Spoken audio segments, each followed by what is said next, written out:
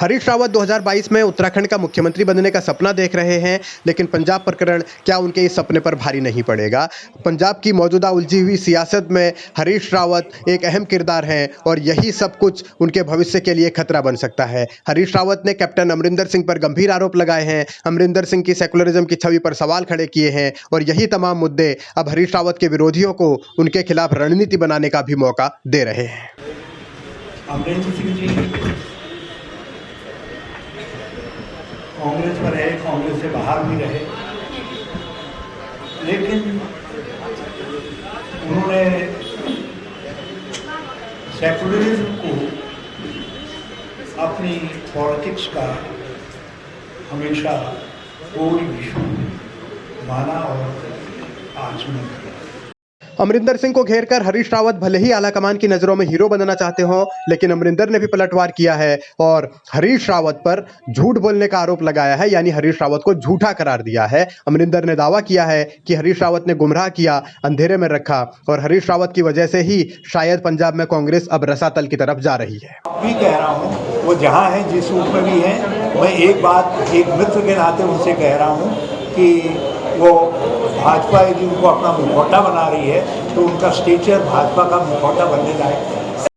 अमरिंदर सिंह को भले ही हरीश रावत बीजेपी का मुखौटा ना बनने की नसीहत दे रहे हों, लेकिन मौजूदा हालात और मौजूदा परिस्थितियां हरीश रावत के लिए भी चुनौती खड़ी कर रही हैं। अमरिंदर ने जिस तरीके से पलटवार किया है, हरीश रावत पर झूठ बोलने का आरोप लगाया है और गुमराह करने का भी आरोप लगाया है आलाकमान को, तो ये समझा जा सकता है कि आने वाला वक्त हरीश रावत के लिए कम चुनौतीपूर्ण नहीं होगा, क्योंकि उत्तराखंड में उनके लिए भी अब गुटबाजी बड़ा सबब है। प्रीतम सिंह का गुट हरीश रावत को पसंद नहीं करता, देवेंद्र यादव भी हरीश रावत को कतई नहीं चाहते हैं। तो इन हालात में चुनाव में जो होगा उसके बाद हरीश रावत की परिस्थितियां क्या रहेंगी, ये बड़ा गंभीर सवाल हो जाएगा उनके लिए। दूसरी ओर बीजेपी भी लगातार हरीश रावत को ही टारगेट कर रही है। बीजेपी ने एक पोस्टर जारी किया है जिसमें लिखा गया है, हरदा गए थे हीरो बनने लेकिन लौट कर आए हैं जीरो बनकर, यानी वो पंजाब से जीरो बन के लौट के आए हैं। तो ये चुनौतियां हरीश रावत के सामने हैं। दूसरी ओर भारतीय जनता पार्टी पुष्कर सिंह धामी के साथ लगातार खड़ी है, उनको लगातार प्रमोट किया जा रहा है, उनकी तारीफें की जा रही हैं। अब तो देश के रक्षा मंत्री राजनाथ सिंह ने भी पुष्कर सिंह धामी की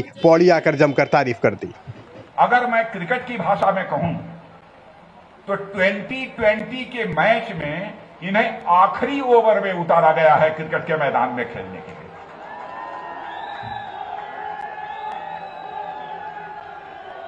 ट्वेंटी के मैच में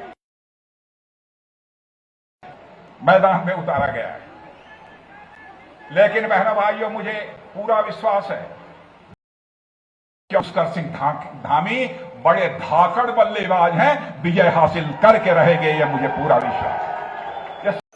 धामी को धाकड़ बल्लेबाज बताकर राजनाथ ने भले ही तारीफ की हो, लेकिन बीजेपी के कई नेताओं को यह तारीफ नागवार गुजरी होगी, खासतौर पर उन नेताओं को जो राजनाथ सिंह को बुलाकर लाए थे और खुद भी वो 2022 या भविष्य में उत्तराखंड का मुख्यमंत्री बनने का सपना देख रहे हैं। ये हालात बतलाते हैं कि बीजेपी में चुनौतियां गंभीर हैं, अंदरूनी राजनीति गर्म है। मगर हरीश रावत के लिए संकट ज्यादा है, क्योंकि पंजाब प्रकरण के बाद उनके लिए परेशानी बढ़ेगी, यह तय है। आलाकमान में क्या फीडबैक जाएगा ये अलग मसला है, लेकिन पार्टी के भीतर उनके खिलाफ जो लोग हैं वो और आक्रामक होंगे। पार्टी में उनके विरोधी ये समझने की या समझाने की कोशिश करेंगे कि हरीश रावत के लिए जो चुनौतियां अमरिंदर सिंह ने भी खड़ी की हैं तो उनको कैसे कैश किया जाए। और हरीश रावत ने जो हाल अमरिंदर का किया है, क्या उत्तराखंड में वही हाल हरीश रावत का नहीं होगा, ये एक बड़ा गंभीर सवाल है।